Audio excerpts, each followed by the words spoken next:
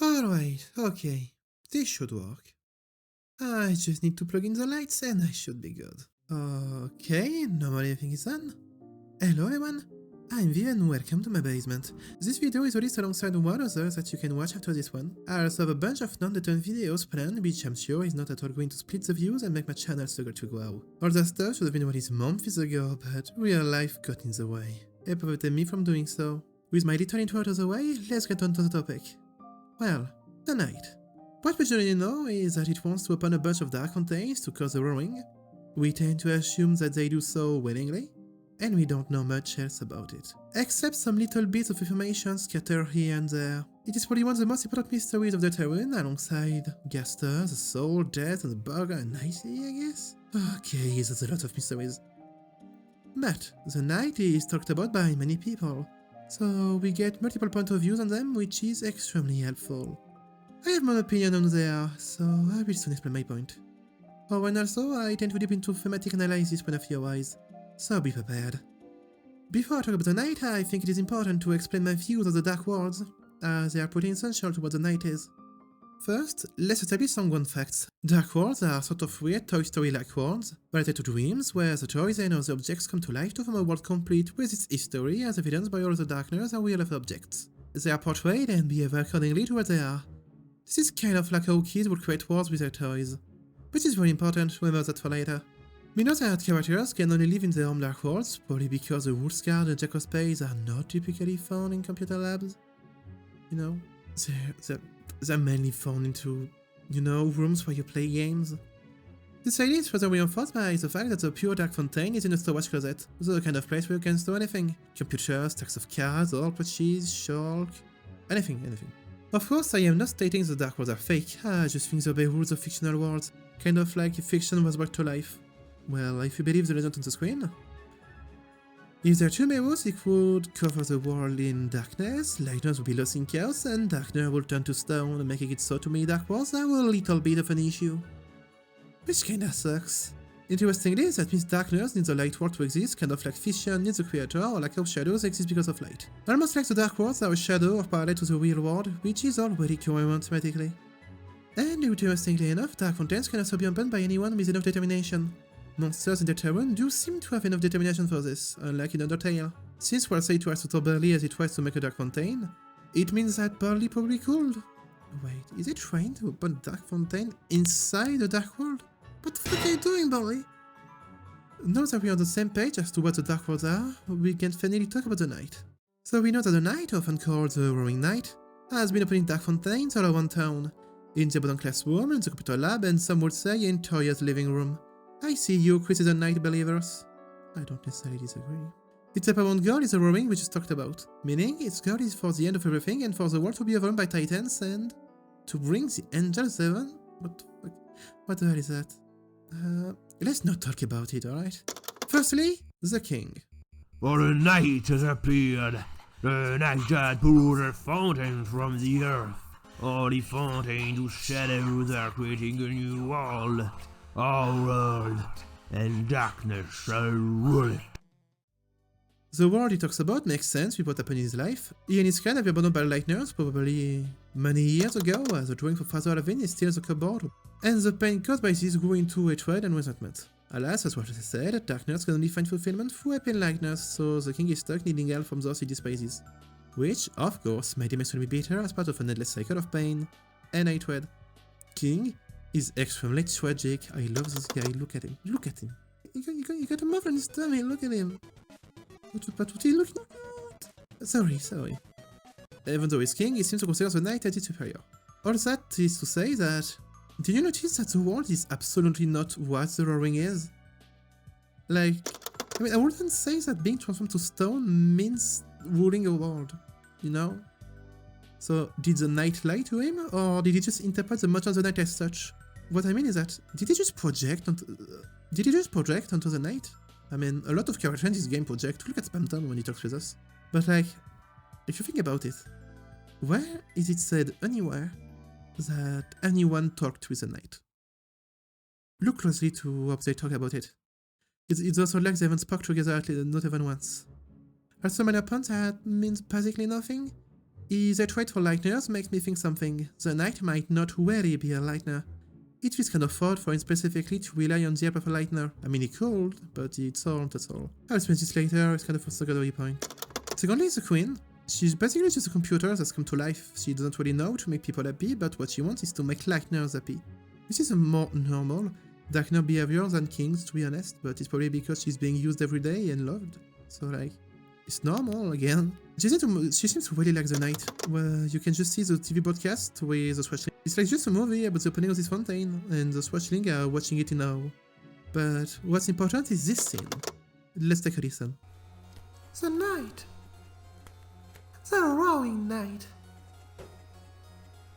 Today he deigned to create this world, reaching its long end to the sky, because its wheel into its blade, and made, thrusting the fountain from the earth.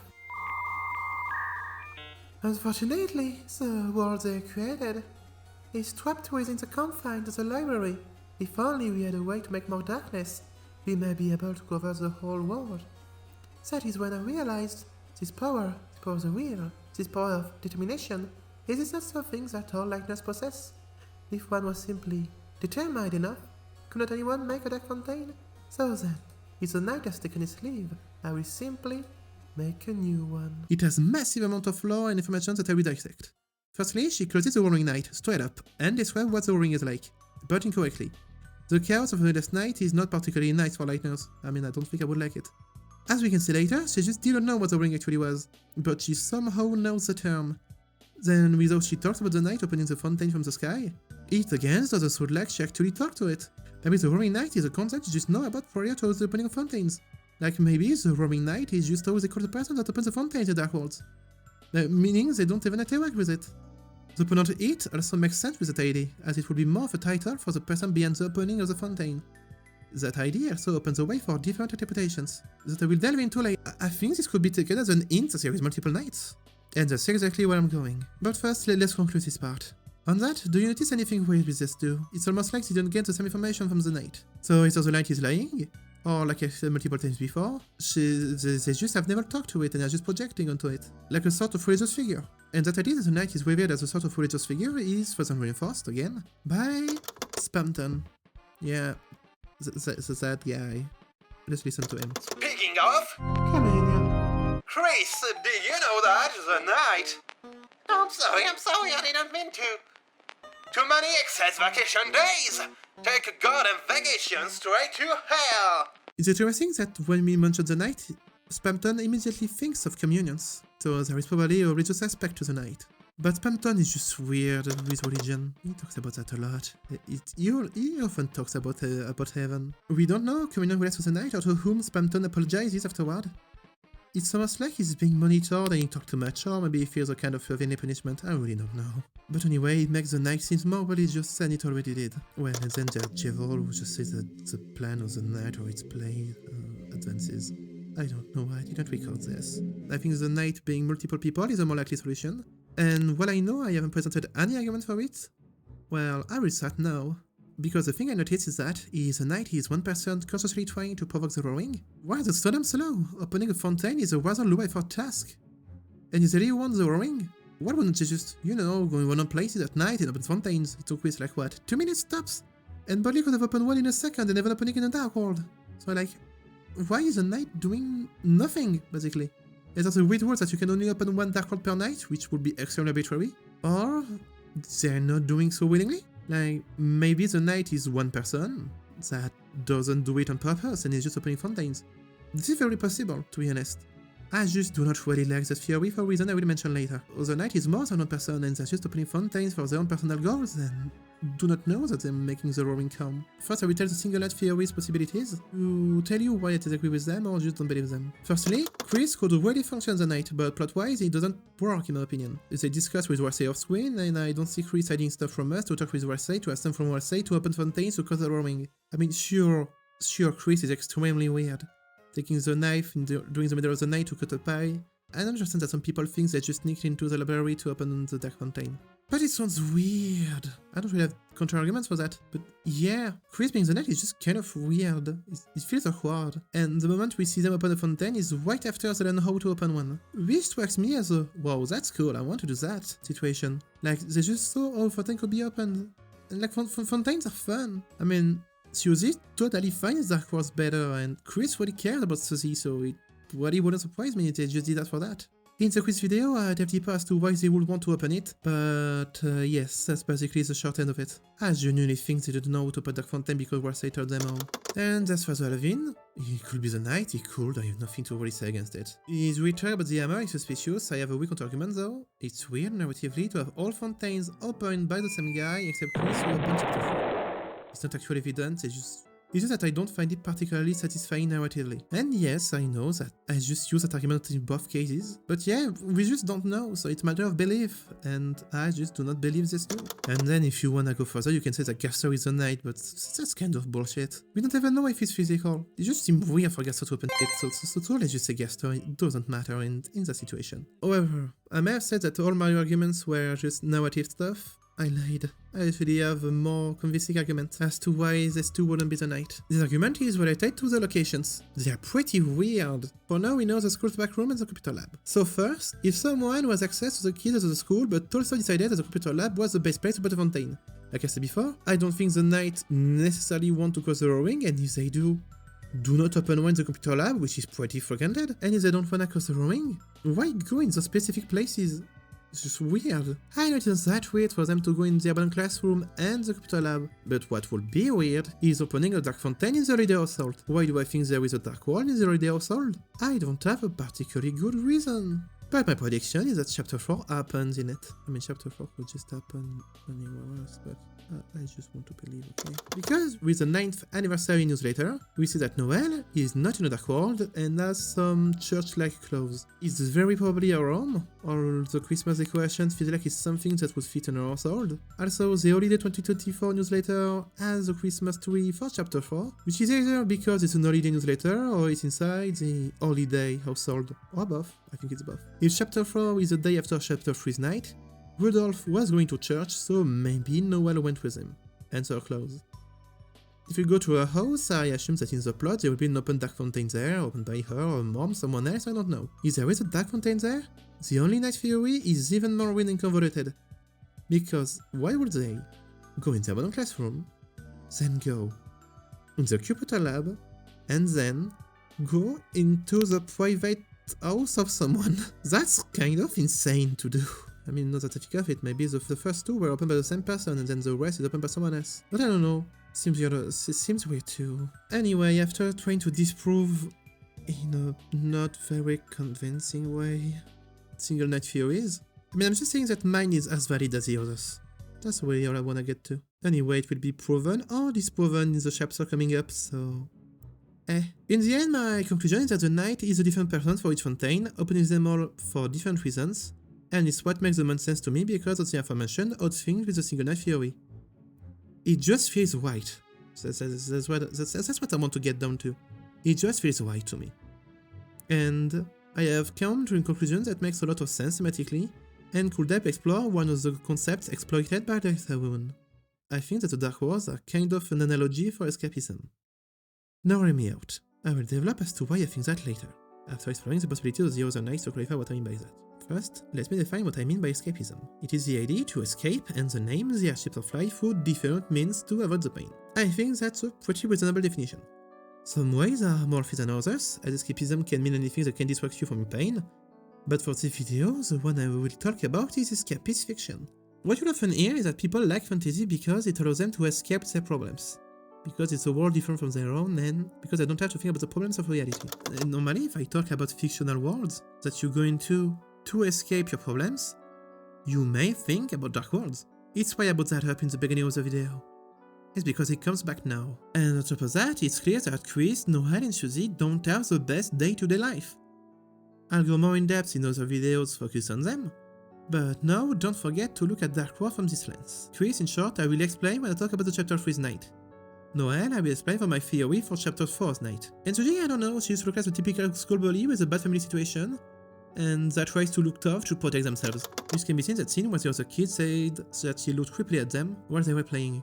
While I think it's pretty obvious that she just wanted to have fun with the other kids, but thinks she just can't because she has to keep a facade. This is reinforced by the fact that Susie doesn't even call their parents when they stay at Chris's house. She probably just doesn't want to talk to them. And Susie also agrees that dark worlds are much better than light worlds and much more fun, which probably means that her life kinda sucks, so there is also that.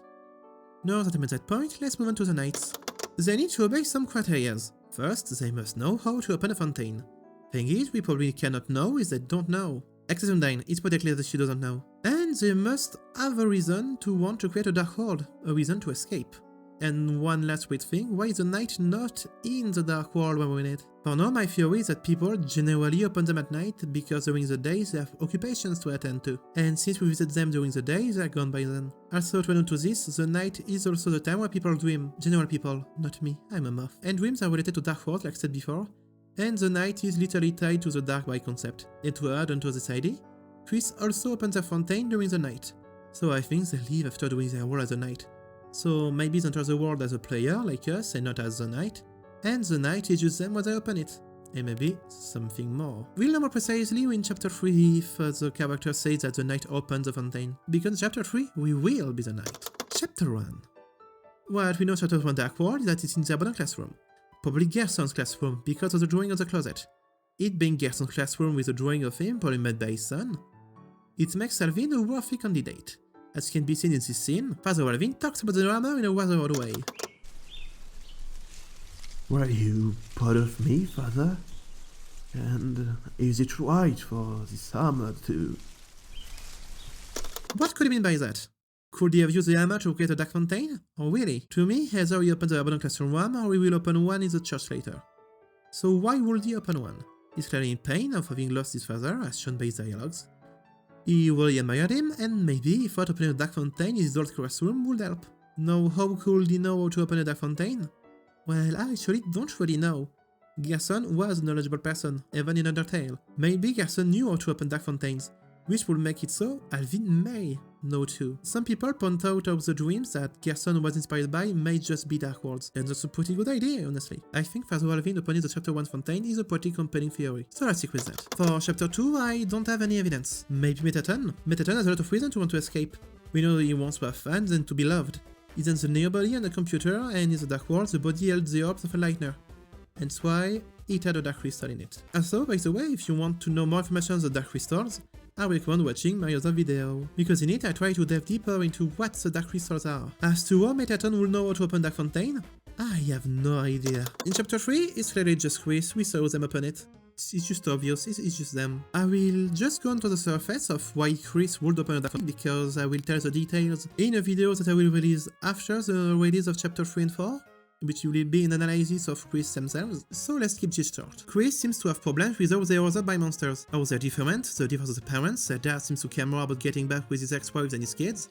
He can't even remember if Chris likes being hugged. Chris is also the least successful child. They sleep next to Asriel's bed that is so full of prestigious things and so colorful while Chris is empty and desaturated. They also miss the brother a lot. They want to make Susie happy too, and having to deal with the rest of the kids hating her is probably nerve-wracking. And they just learn how to open a dark fountain, they fit perfectly in my bill. Also, another thing they may not like is maybe being possessed by a soul that is not their own. So for chapter 4, if it is actually in the holiday household, I think it will be Noelle. She'd want to escape her life, her mom is distant and severe, her dad is at the hospital and dying, she's under pressure, she's anxious, her sister is missing, she feels a lot of pain. She even got distant with a childhood friend who is now very different in a weird way, and she fully knows how to open a dark fountain due to chapter 2. I mean, for it's a dream, but she could try. Noelle does seem like the kind of person who will try something she learned in a dream. And weirdly enough, Noelle is by far the most powerful lightner in Dark Worlds. She's the only one capable of killing permanently people. I wonder if it relates to maybe that she's the one suffering the most, or the most detached from reality? As for the rest of the game, I just cannot know, so I'll just give speculation from places that could have a Dark World.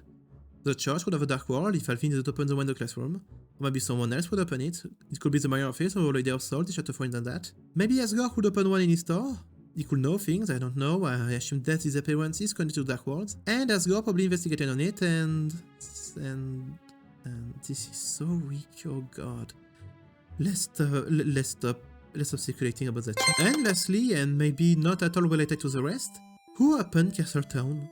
Warsay mentions no knight, so maybe it's just open on its own. But beforehand, let me say that Castle Town is fundamentally different from the others, because it is made of pure darkness.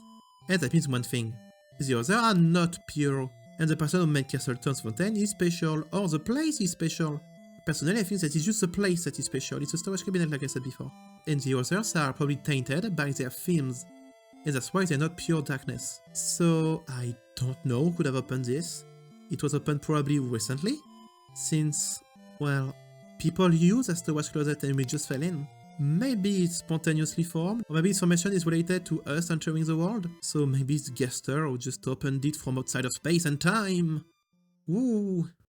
That sucks so hard. But, I mean, Gaster knows about Dark Worlds as kind of its research subject in Undertale, so it wouldn't be that surprising for him to open the And on top of that, Castle Town is named Player Name Town, and the only person who knows it is Gaster, but in the UI. So maybe just UI weirdness, not Gaster.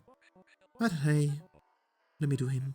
So after all that I've said, let me go back on the idea that Dark Worlds are an analogy for escapism, because it's for me the most important takeaway from my video. I mean, apart from the fact that there's probably 7 nights. I think the night is the idea of wanting to escape. Either the night only exists in a metaphorical way, and doesn't actually physically exist as a character, like a world taken by everyone, which is what I think is true, or there's another idea that I particularly like, but it's probably wrong. It's really cracked. Before I explain my wild ideas that probably doesn't make a lot of sense, let me resume it. The Darkners know that the person who opens the fountain is named the Knight, or the Roaring Knight. Instinctively, almost like it's common knowledge, or there's a legend about it, that only them know. But really, that doesn't really matter, because when Chapter 3 will release, this will be disproven, or proven to be possible. So we'll see. The Lightners open fountains because they want to escape the Light World, and seek refuge into fictional worlds. And every time they open a fountain, the roaring approaches. So the more fictional worlds they create, the more reality starts to be destroyed. I mean, what if the Night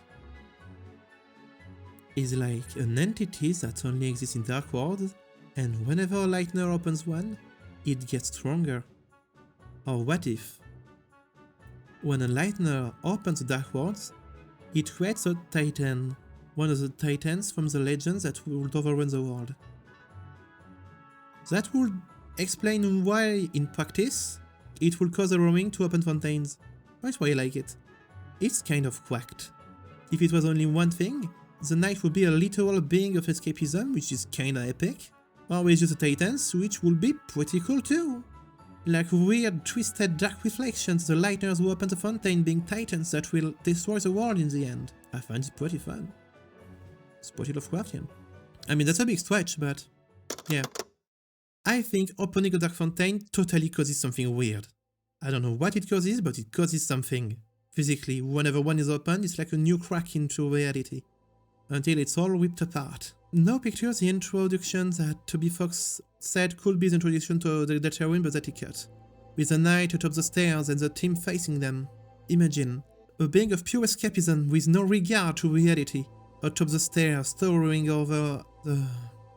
squad, or the squad, I don't know what they're named. Imagine going up against something that has no regard for your existence.